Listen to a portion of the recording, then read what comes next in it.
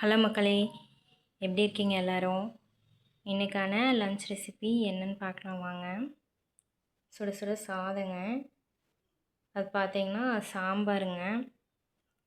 சாம்பார் வந்து டர்னிப் போட்ட சாம்பாருங்க.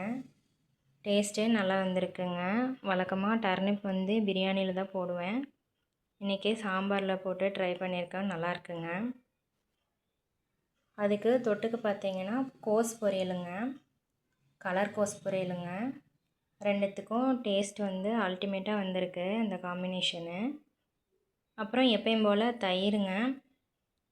அதுக்கு தொட்டுக்கு பார்த்திங்கன்னா மாம்பழங்க, கிளிமூக்கு மாம்பழம் இது.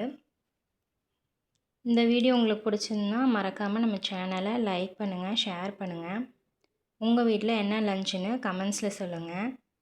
இன்னும் நம்ம சேனலை சப்ஸ்கிரைப் பண்ணாதவங்க சப்ஸ்கிரைப் பண்ணிவிட்டு பாருங்கள். தேங்க்யூ ஃபார் வாட்சிங்.